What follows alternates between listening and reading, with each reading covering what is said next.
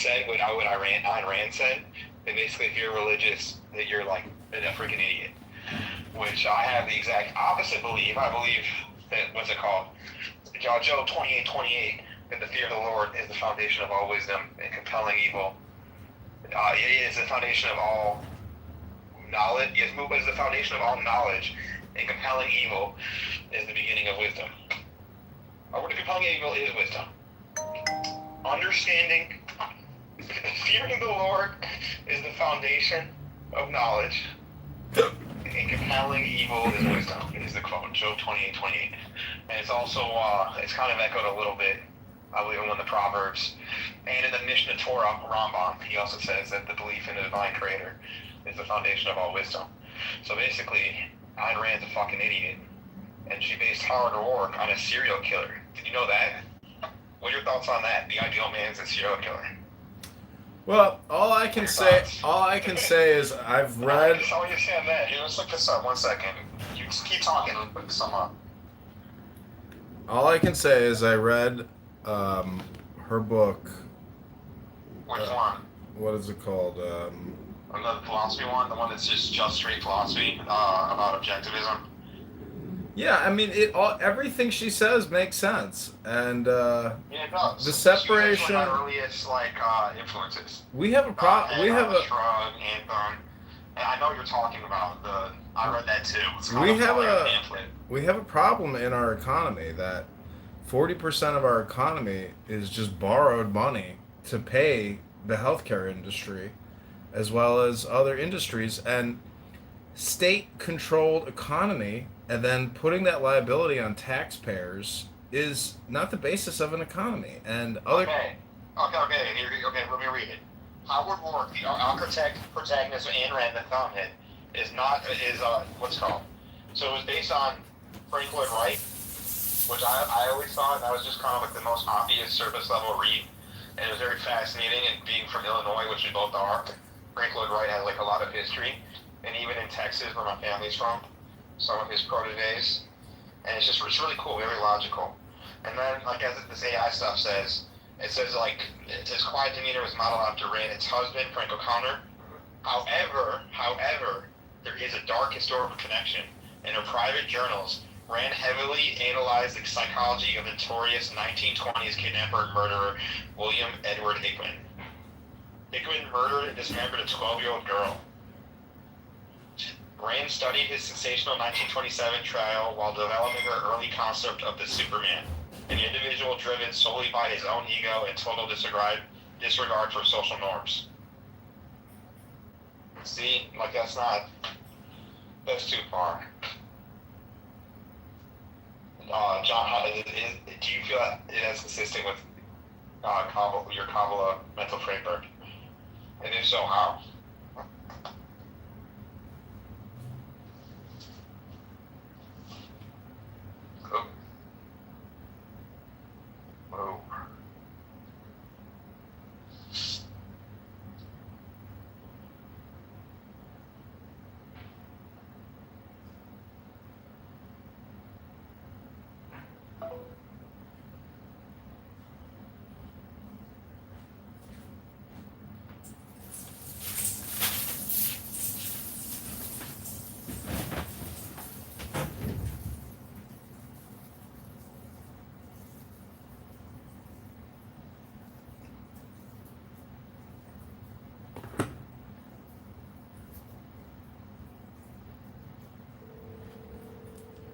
Like, I get what you're saying. Can you hear me?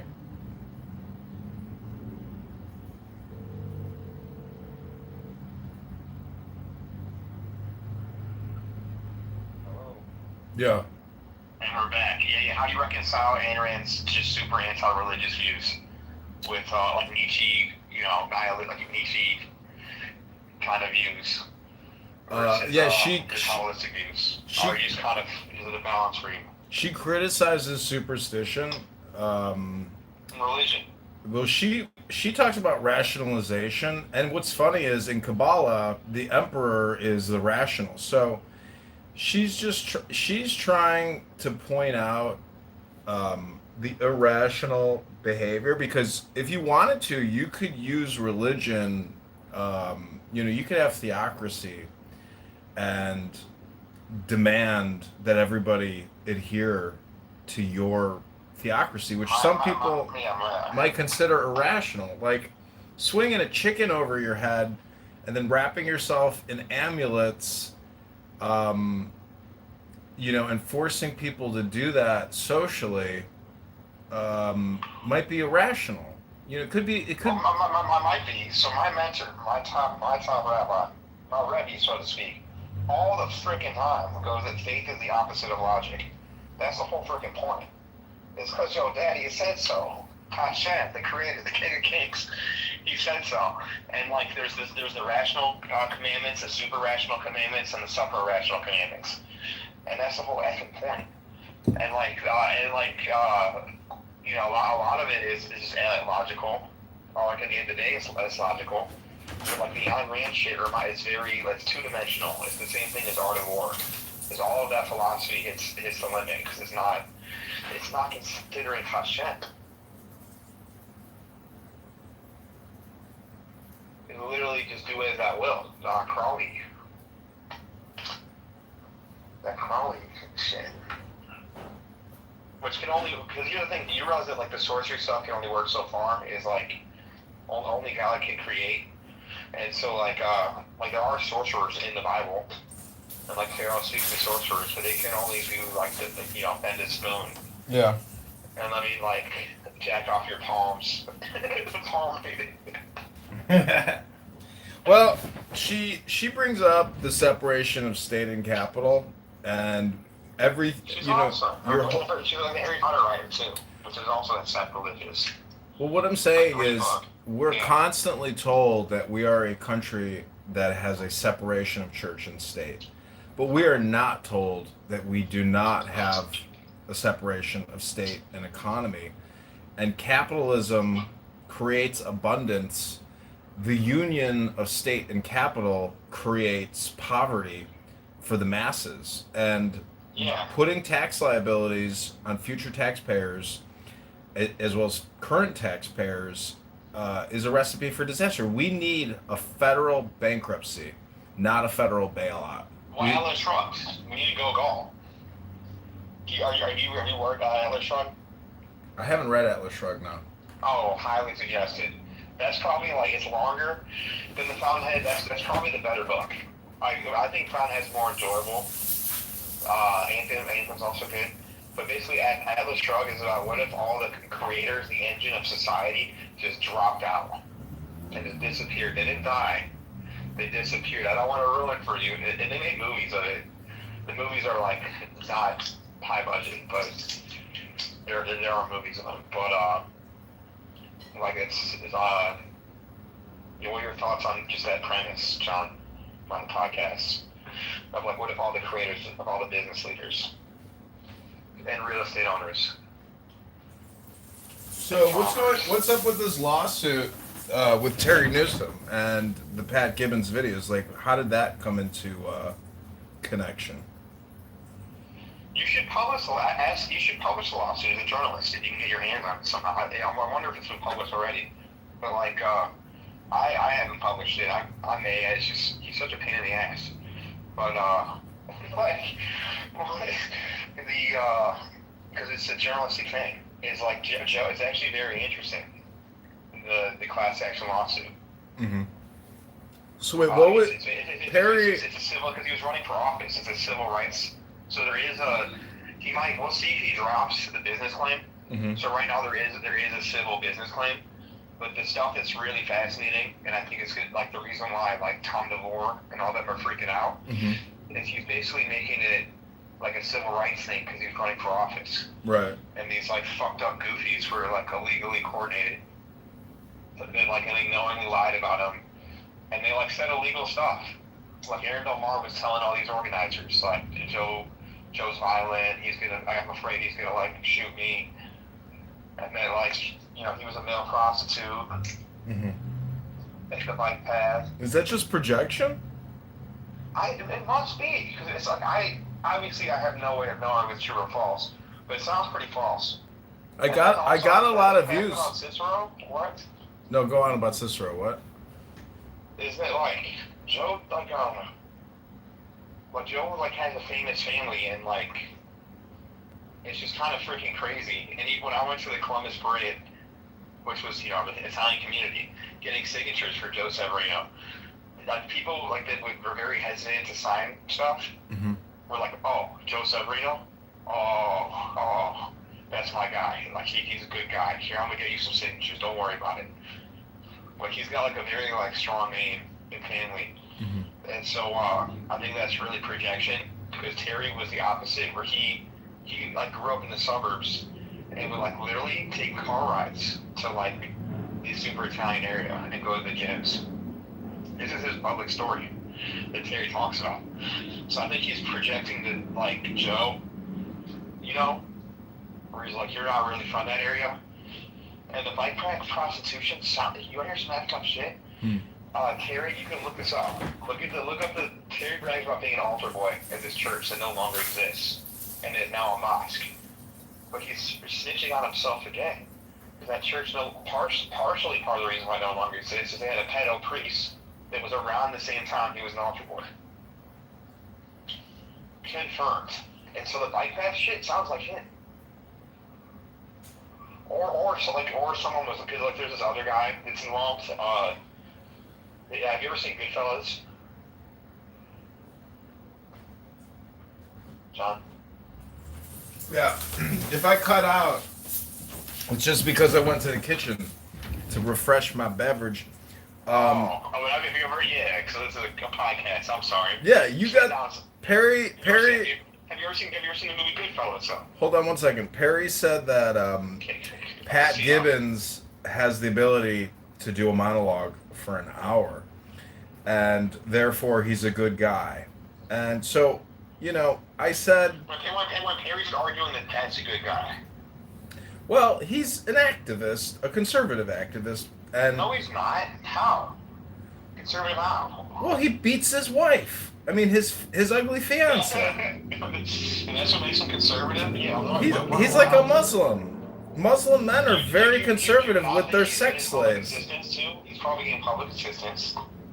Well, hold on a second. Hold on a second.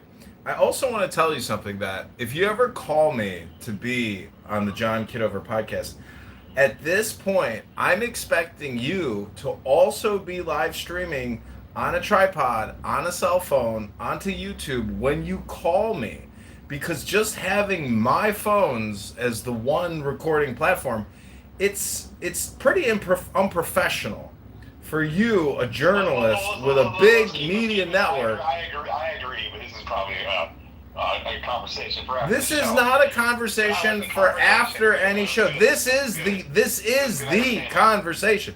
And the fact that you're not filming it shows me that you're not serious about what you're actually doing. I think you're unprofessional, and you lack the technology or the intelligence to simply click a button. Just click a button. How you really feel. It's not, I saw you do, listen, you did great at the John Kitover Band audition at Shenanigans. You did great. You and the John Kitover Band crushed it with Queen, with the Bohemian Rhapsody. And it's amazing how a minion just forms naturally. A minion is 100%, but you need the $5 stand. I agree. You're not wrong. You're not wrong. Yeah, I don't know. Really I don't know why you're gonna waste your time, because you're not wasting my time. The thing is, I need someone to participate in the way that I'm participating, because I think that what I'm doing would amplify what you're doing, which is being the problem. Because when Pat Gibbons on his... No, but if you're radioactive, sometimes you gotta stay in the Yucca Mountains. That's the question. Is that we have some radioactive info in every direction. Mm-hmm. And the election's coming up. So that's a real problem that I even struggle with, is just me opening my effing mouth, having an opinion on anything. See, this is the thing about a podcast of just two guys chatting on a microphone, is that if somebody says something off cuff on a podcast, guess what? It's a podcast. And so there's no liability, there's no defamation. Can we talk about my podcast, my startup thing? Well, let's talk about my new startup, CougarDating.com. Do you own it? Well, no, but I did launch a Cougar dating app and a Cougar dating website for iOS and Android today with Meta. And I only did it because this Schwartz on Clubhouse was like, I got a good idea. How about a dating app for cougars and good guys? I was like, fuck it, I'll launch it right now. Done. He's like, and people are like, well, I don't know if I want to build that app right now. Maybe that app in the future, I'll dedicate some resources to post. And I was like, bitch, I just did it in 15 minutes for free. Boom, done. Like, so if somebody has a good idea, we can launch it within 10 minutes. Okay, so I support your success, and that's great. But as me personally, I'm not going to be part of the Cougar dating app because what? Pound for pound, pound for pound, cats, especially cougars and tigers, are the strongest animal. Cougar can mess you up. But that's awesome. Congratulations. I heard elephants and rhinos. What's the name of this Cougar dating app? Well, I want to wait until we announce it on my official Venture Capital channel because we tie everything into Venture Capital Publishing with Jason Calacanis and other billionaire investors. Who's the audience? Because even though I might not hop on, I might know some people. Are you looking for your cougars? Oh, I don't know if you know this, but I had an exclusive news story yesterday. What's that? Rabbi Shmuley Bateach versus Clavicular and Yosei in Israel. I got Wait. Were you with Yossi and I when he was in Chicago? What's his last name? Arrow? Fair. You want to shoot? If he wasn't in Israel, we would try to get him on the podcast, but he's in Israel right now. Well, me and Rabbi Shmuley Bateach go way back. And we're best friends. And unfortunately, Yossi Farrow is on Shmuley Bateach's radar for decimation. And yesterday, Clavicular was in Israel talking to Rabbi Shmuley Bateach's daughter. And I saw that. And his daughter, and then get this, there was an IDF soldier flirting with Clavicular saying, I've got the passwords to the IDF TikTok and Instagram. And so she got arrested for possibly being engaged in some type of espionage, sabotage, and it's all because I'm telling you. That's a smoke screen. That last part. I'm telling you. They were there on a mission to like. Oh, you want to break some news? You want to break some news here? You want to break some? Run it. News? Take it to the press. No. Take it to the press. Run it. Run it. You want to break some news? Run it. Break some news about this. Call the internal board. Get the phone ready. Get the phone ready. Is the reason why Clavicular was really in Israel and no one's talking about is because he's actually Jewish. He's just not actually ready to admit it. So, well, yeah, his mom's mom is Jewish.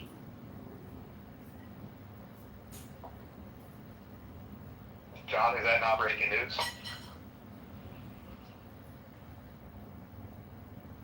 I guess that broke you, or you went to the kitchen to go cook some food.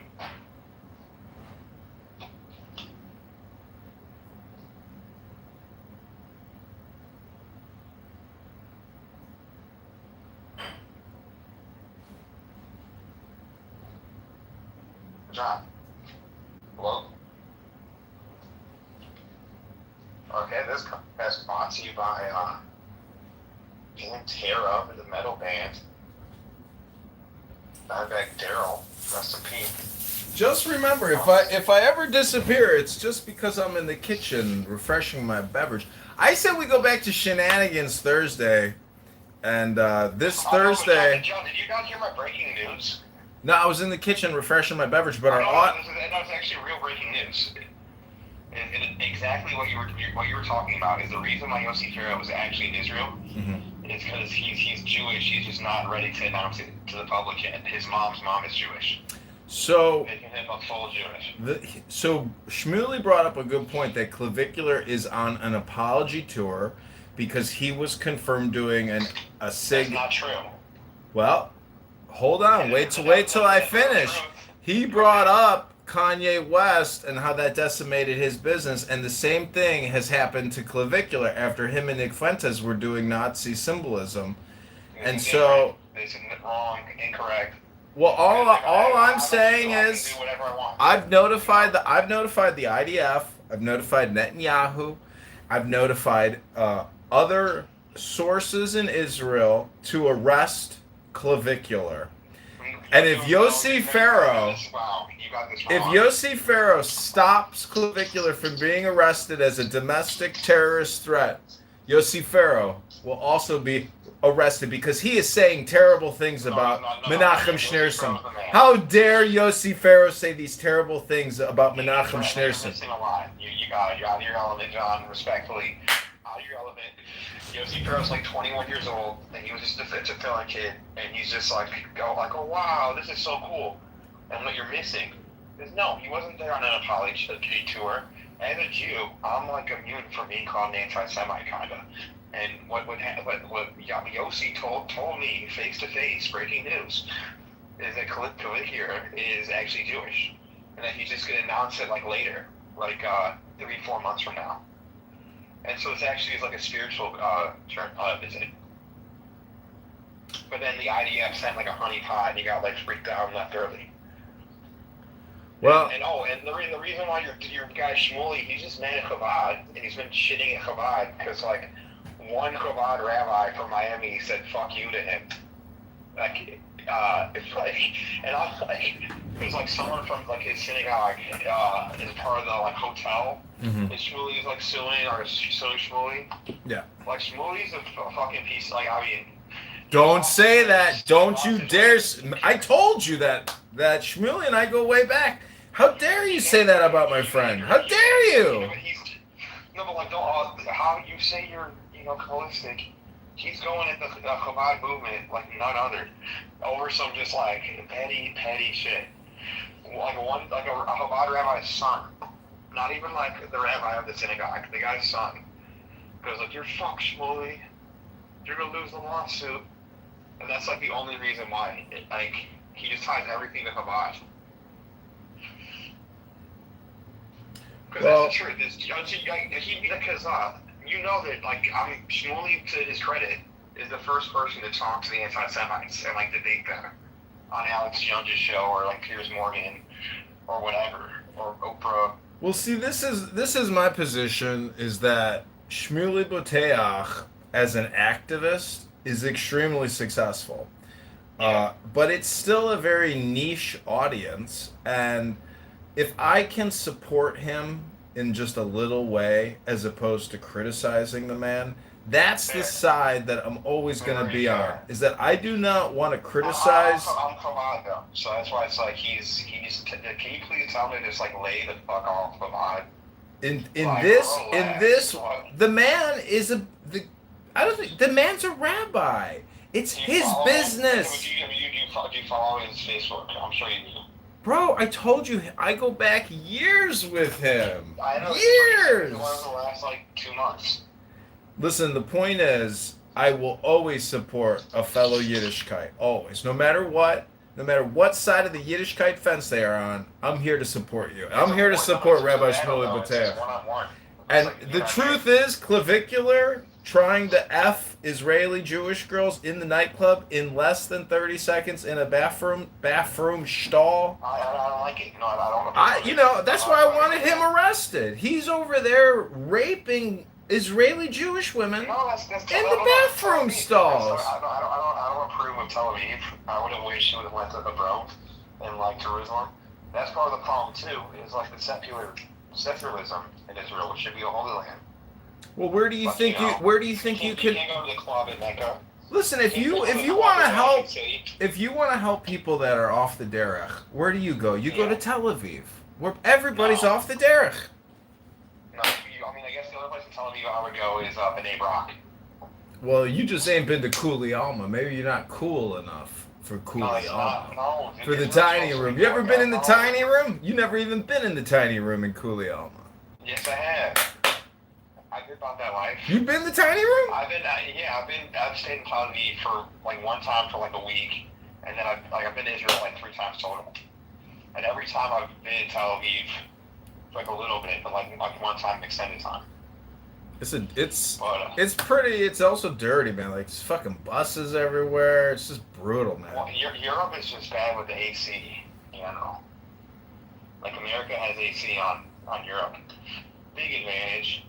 But they're really cool. I mean, like for Jerusalem and like Hebron, but you can't even go to Abraham's tomb. It's ridiculous. But listen, they got it. It's a great country, man. I mean, I can't wait to go back and Aliyah and retire there. Yeah, but I don't like if you want to like talk about like if you want to nitpick, like I can nitpick.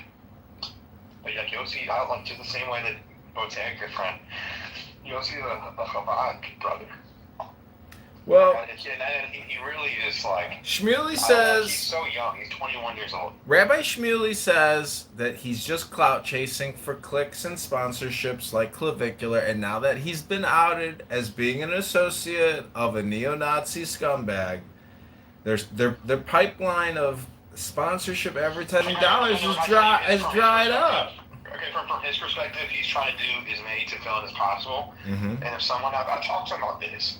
About how no Jew is more powerful, and he agrees with me. I talked to Yossi about this. See, the problem is wrapping yourself is not like reading a book.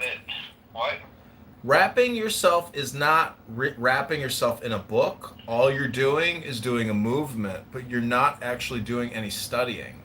And so that's the problem with what he's doing is, when I rap, I study. I read Torah to increase my consciousness. Just wrapping yourself alone will not increase your consciousness. It's my theory. It's my theory. Okay, so John, let's unpack what you said. It will not increase your consciousness. It will increase your consciousness a little bit, not all the way. Just a little bit, not enough. I can read a good book. It's way better. Well, as they say, that studying Torah as a man is like an extra commandment. It's like a double. Yeah, you're right. And it gives it meaning. But like the Rebbe was a big believer of like, the commandments you have to like do every day or keep every week, like Shabbos, or like wearing a kippah or tefillin. Those are extra special because because you have to just keep doing them. It's a repetition. It's a Mr. Miyagi type stuff, John. That's kind of like the stuff where like faith is the opposite of logic, where like Hashem's like eat your peas, eat broccoli. We're like we don't. He's smart, like Hashem's smarter than us. But the prayers are genius. It kind of sounds illogical on to just kind of be reading the same thing every day. But you should be studying on top to enhance the prayers. Okay, I hate to interrupt, but I have to tell you something very serious. What's that? I'm about to participate in a genocide. I'm going to text you a picture of all the victims. What? I've already killed over 450 horseflies in a stink bag outside. And many people think that flies have souls just like you and I. But I have a tenant who can't get in and out of her unit because of the stink flies. So I had to genocide them. And some people will criticize me for supporting Israel and being a strong Zionist and saying that how could you kill the children? How could you kill the children? And all I'd like to say is that in America, we abort 3,000 children a day across the Planned Parenthood network of abortions. Facts. It's a lot of genociding. Yeah, we have dominion over the animals. You're good. Oh. You can't, I don't think it's right to do it out of lust. You're doing it out of necessity. But I've never seen so many horseflies just sitting in a bubble of horsefly diarrhea. It's so disgusting that when I send you the pictures of my genocide, and you zoom up close and you see the anguish on the horsefly face, you might think twice about your dominion over the flies. Just because I can kill hundreds of them does not make me the lord of the flies. Oh, we would know. We have a major disadvantage. We're like insects we're outnumbered probably 1 to thousands, but like birds, it's like 1 to 30 minimum. And they have aerials, so like, the high ground on us. Well, yeah, I put in, around my property, I put in 10 bird boxes, and I've created a bird box real estate war, and they keep writing me notes saying, why did you have to redline? And I say, all I did was create free housing. It's the people living, it's the birds living in the houses complaining of the redlining. It ain't my fault that you got redlined. I just was building. They didn't like it. I'm just saying, when you create inventory or you create supply, you naturally that demand will compete and use political terminology to say they've been discriminated against. But the truth is, discrimination is essential to applying the law. Because a Democrat, liberal, progressive judge that can't discriminate, a dumb fucker who has hit 75 people in the face on Michigan Avenue and can't discriminate against that motherfucker, that person is a dumb motherfucker practicing restorative justice. That Senator Marty Motwick and Senator LaPointe waste all their fucking time working on. These senators, I just saw this, my local dumbass senator that I signed her petition. She's building a homeless shelter in Portage Park, and all the people are like, why are you spending $60 million inviting all these homeless people to come live next to me? You stupid bitch. You ruined my neighborhood. Thank you very little. Thank you very much. You brought King Cyrus. Spent $60 million. So, like, about how many beds will $60 million get you? Like 50? Brandon Johnson's like, we're 150 million short. I'm like, you're 150 million short. You just gave 1.3 billion to a hospital in the ghetto. You just gave 65 million to a community center in the ghetto. Like, the guy is outspending himself, and he's begging for another 150 million. Did you see how much the police have paid out for these settlements in addition? And get this, most of the billing isn't even by lawyers, it's by paralegals. The law firms that are billing the city are scamming the city and now applying a new billing methodology, and it's cost the city over 100 million. Good for them. Not good for them. The city is completely bankrupt. Yeah, I mean, it sucks for you as a property owner, but yeah, like, good for, like, Brandon Johnson. They say he's stupid, but he is the king of scams. He really, like, he understands, like, money extraction. He's getting away with it because he's black. No, he's trying to, he's trying to do it with the head tax. That's like Icarus level of money extraction. Well, I keep tagging the Department of Justice, and because they declared that the reparations were illegal in Evanston, all of these grants that he's passing out to these black nonviolence activist groups, it's the same thing, reparations under a different name. So he's stealing from the pensions to give to black nonprofits in the hundreds of millions and in the billions. In the billions through TIFs. TIFs, have you ever seen what a TIF bill looks like? I looked it up because I worked at Google. I know it's the federal money. Like, they always like, oh, TIF's good. Every freaking election, TIF. The TIF is basically, so after they build the property, they get a credit on their property tax for many, many years. And then the TIF ends. But some of these organizations apply for the TIF again, and they get it. So it's total political racketeering and tax credits. Yeah. Of course, they're open about it, and then they also lie and pretend like TIF is like endless. And guess who the biggest TIF is, depending on who president is. Guess who the biggest TIF recipient is in Illinois? Who? Pritzker? J.B. Pritzker. Yeah. All roads lead back to JB. Did you see what I wrote about JB? Because Darren Bailey says that. Right, amazing. Yeah, did you see that? Because did you see that Darren Bailey's calling JB gay, which is kind of ridiculous? Yeah, I was like, damn, he's gonna project his own homosexuality onto JB. That's risky. Hey, friends! Did you see what JB wrote in his yearbook? Drugs on drugged? I was like, you chose a coke dealer rapist to be your lieutenant governor because you're being blackmailed. You remember in 2022 when I was staying at the John Hancock building? Even though I wasn't doing much in Chicago, I was probably spending some time at Boys Town. Remember all those LGBTQ boys I had on my campaign? He had at least like three. What's his wife's name again? There's actually 3. 2 are confirmed gay. 1's probably gay, so let's not out him. But like one like had a fucking OnlyFans, be like my boyfriend put the OnlyFans on there, and the other was just dating a fucking sex offender, and he's like, oh, I didn't know he was a sex offender, and they all worked for Bailey in 2022. You know what? Does that make sense to you? There's something I've been meaning to tell you that I gotta tell you. Yeah. Is that Reverend Mike Flanafagerator or whatever, who got kicked out of the Catholic Church? Flag. So he was in a photo a couple of weeks ago getting a $20 million check from Tony Preckwinkle for anti-violence reduction. $20 million. So I created a great infographic, and now that he's been kicked out of the archdiocese, I wonder if my infographic was what got him actually kicked. When fact becomes the legend becomes fact, print the legend. Because I don't know if you've seen what it says, but it's pretty risque what I wrote. And it's so risque. I remember it. That's 100% what did it. That's what I'm thinking. Like, maybe because I reminded people that this guy is an LGBTQ pedo, that pushed it.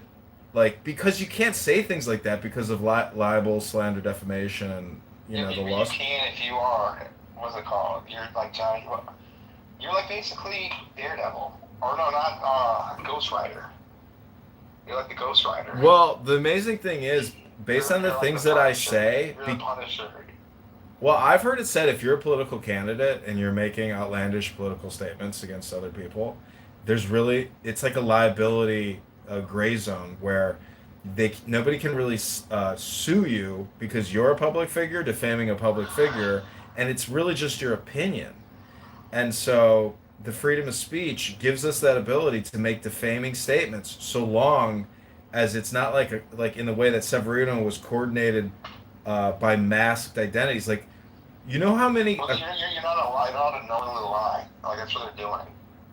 Well, do you know how weird these people are? You know that, what's his name, Jim Flanagan, or whatever the fuck his name is? What? What's that one guy, Jim Lanham? Yeah. Do you know that guy is creating fake accounts to try to get into my profiles? Like, I told him you're military.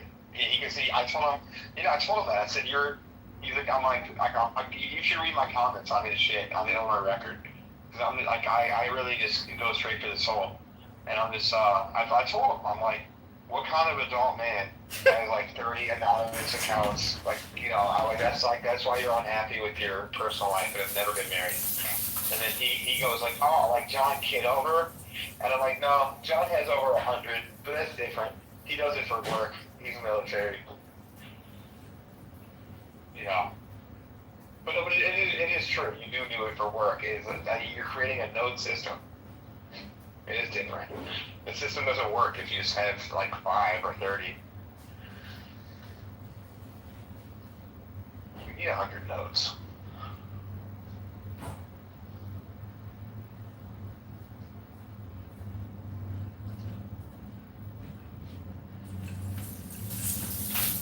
Yo, so the WLS crew, Tommy, and what's her name?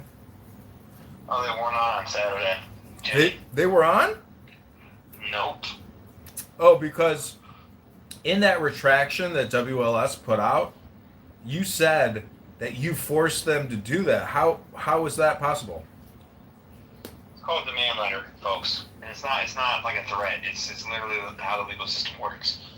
It's because they did slander her, and they admitted to it in their response. And they were admitted to it in the statement, of course, but also just immediately to the demand letter. Is you're not allowed to slander people on the radio, because like Rocio does, like most of the jobs that she's, I don't want to go into her job situation, but historically she has worked with kids, and they said that they called her a torta, or I don't know, they called her some like empanada, which is derogatory. Just reducing her to like a pastry, and then they said that she was stalking. She got fired, or she faced major consequences for stalking a kid. When that's just not true at all. Like based on a FOIA, and if you look at the FOIA, basically a kid goes like, something really bad is happening at like a church or a business, or I don't know. the kid reported something to Rocio, and then Rocio followed up on it, and never didn't get in trouble at all. That's not stalking a kid. That's like what any rational person would do. They're just idiots and misread the FOIA. They were just like loudly angry. And so I wrote a demand letter, but you guys should know that's the first step of a lawsuit. And so to be honest, demand letters are supposed to be over the top, and you're supposed to ask for a bunch of stuff expecting they don't do it so you can sue. Because like Rocio has a lawsuit. So let's write up a demand letter. And I do think that's the route she's going still. They did those. Rocio didn't sign any releases. So I wrote the demand letter. Basically, I was saying that they had to do 5 apologize on the morning show every day for a week, and then Jenny and Tom would have to apologize.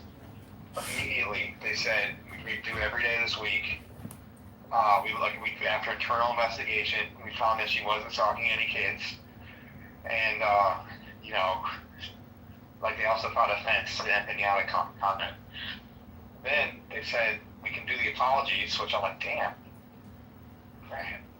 And then they were like, but we can't have Jenny and Tommy apologize on their show because as of June 30th or whatever, July 1st, there's no longer a show.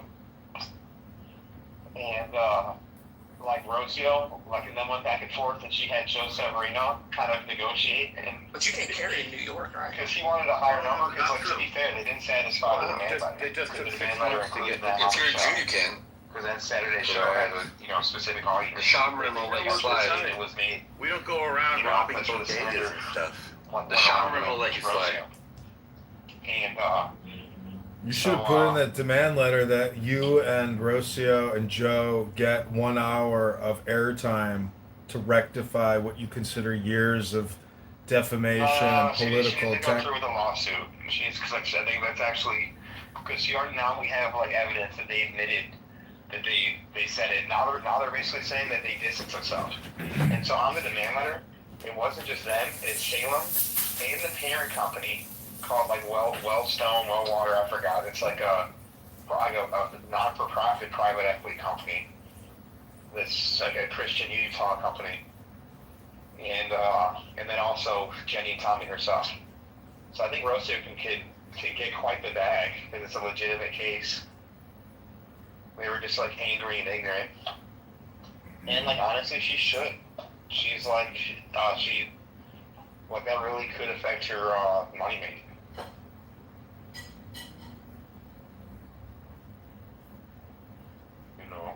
Who hire someone at school who has a history of stalking kids.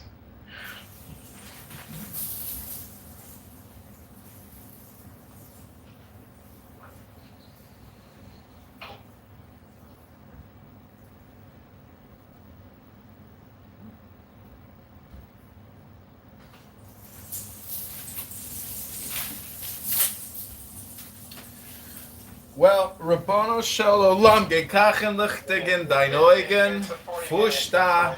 Podcast. It's been good. Next time we better have a tripod, or else John's gonna be angry. We don't want to make John angry. It's not a question of being angry. It's a question of if I'm. The point is, this is his military service. You're a private contractor. That's the legend. That's what you're. Not only are you a private contractor, you're the reason why Father Flagger is under investigation. We're just breaking all sorts of news. Amazing. The point is, if you want to call into the John Kitover podcast, you can call in anytime, and I may or may not, decide to feature you and run you in my 12-hour daily lineup. But if you want to fill one slot. Once a week, twice a week, 3 times a week for 30 minutes it's just a calendar event, but it's the same thing with you. BYOT, bring your own tripod, or else. BYOTOE.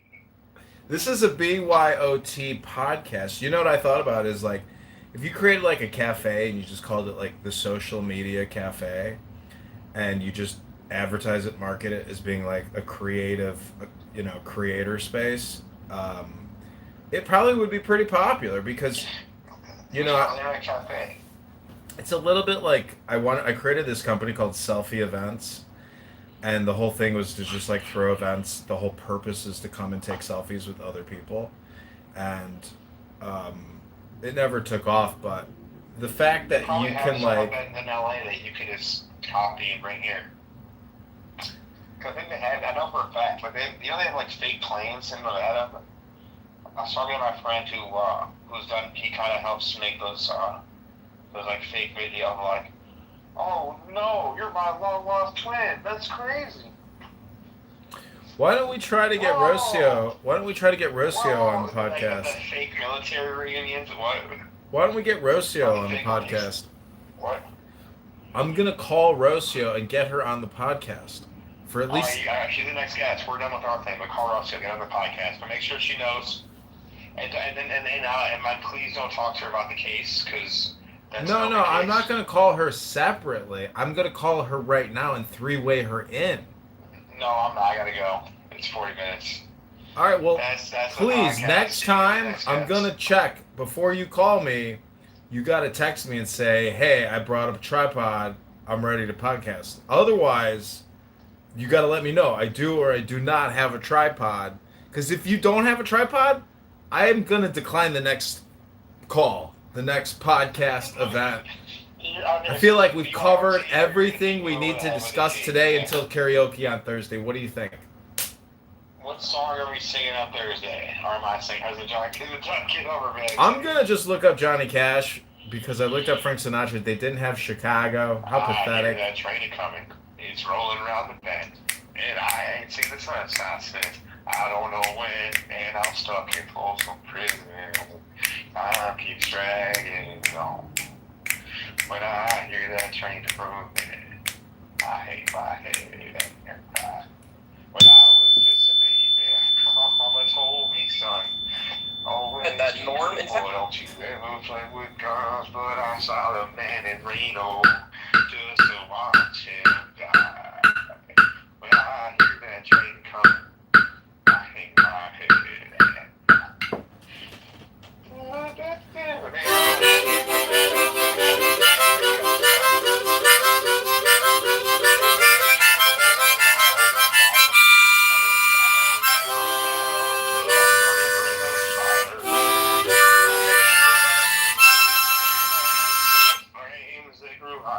Did you ever hear... Oh, you know what? I need to look up Bruce Willis. I need to look up Bruce Willis next time we do karaoke because he's got a band called Bruno's Back. What? Bruce Willis has had a band in the 80s after his movie successes called Bruno is Back! How about guys who cut you down? I don't know. Home for a long time. Home for a long time. It's the Lord that's going to cut you down. Sooner or later, it'll cut you down. Get that cell phone wire, that cable, or that ring. I got the fucking lyrics. That's a badass one. Yeah, you should do Johnny Cash. And look up the lyrics, John. Okay, that's the world famous Max Rice from IllinoisRecord.com. Thank you. We've been talking about politics in the Chicagoland area on behalf of the campaign to elect John Kitover, Chicago mayor. Go to ChicagoMayorVote.com or BrandonJohnsonChicago.com. How about the Highwayman?